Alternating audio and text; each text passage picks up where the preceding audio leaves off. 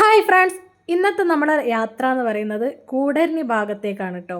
അവിടെ കൂടരഞ്ഞി ഭാഗത്തുനിന്ന് ഇടത്തോട്ട് തിരിഞ്ഞാൽ പെരുമ്പൂള, പൂവാറക്കൽ തോട് അങ്ങനെ ഒരു ബോർഡ് കാണാം. അപ്പോൾ പെരുമ്പൂള റൂട്ടിനാണ് നമുക്കിന്ന് പോകേണ്ടത്.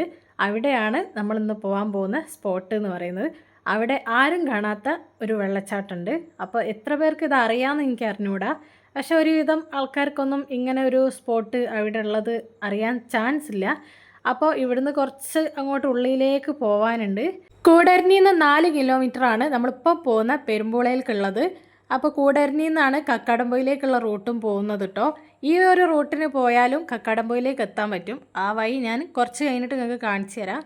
അപ്പോൾ അതാ ഇവിടെ തുടങ്ങുമ്പോൾ തന്നെ നമുക്ക് ചെറിയ ചെറിയ വെള്ളച്ചാട്ടങ്ങളൊക്കെ കാണാൻ പറ്റും. എൻ്റെ സിസ്റ്ററിൻ്റെ വീടാണ് നിങ്ങളിപ്പോൾ ഈ കാണുന്ന വീട്. ഇതിൻ്റെ ബാക്കിലാണ് നമുക്ക് കാണാനുള്ള വെള്ളച്ചാട്ടം ഉള്ളത്. പിന്നെ ഈ ഒരു റൂട്ട് എന്ന് പറയുന്നത് കക്കാടംപൊയിലേക്കുള്ള ഷോർട്ട് കട്ടാണ്. ഇവിടുന്ന് കുറച്ച് ദൂരമേ ഉള്ളൂ കക്കാടംപൊയിലേക്ക്. കറക്റ്റ് എത്ര ഉണ്ടെന്ന് എനിക്ക് അറിഞ്ഞുകൂടാ. അപ്പോൾ അതാ നമ്മൾ വെള്ളച്ചാട്ടം കാണാൻ പോവുകയാണ്. ഇപ്പം മഴ കുറച്ച് കുറവായതുകൊണ്ട് തന്നെ വെള്ളത്തിൻ്റെ ഫോഴ്സ് ലേശം കുറഞ്ഞിട്ടുണ്ട്.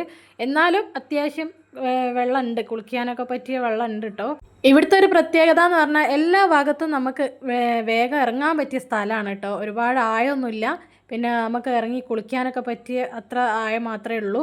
അതുകൊണ്ട് തന്നെ എല്ലാ ഭാഗത്തും നമുക്ക് ഏത് ഭാഗം വേണം എന്നുള്ളത് നമുക്ക് സെലക്ട് ചെയ്യാൻ മാത്രം ഉണ്ട് കേട്ടോ. അപ്പോൾ ഇവിടെയാണ് നമ്മൾ കുറച്ചൊക്കെ വലിയൊരു വെള്ളച്ചാട്ടം എന്ന് പറയുന്നത്. ഇത് നമ്മൾ മുകളിൽ നിന്നാണ് ഇപ്പോൾ ഈ വീഡിയോ എടുത്തത്. അപ്പോൾ ഇതിൻ്റെ ലൊക്കേഷൻ എന്ന് പറയുന്നത് തിരുവമ്പാടി, കൂടരഞ്ഞി, പെരുമ്പുള ആ റൂട്ടിനാണ് കേട്ടോ.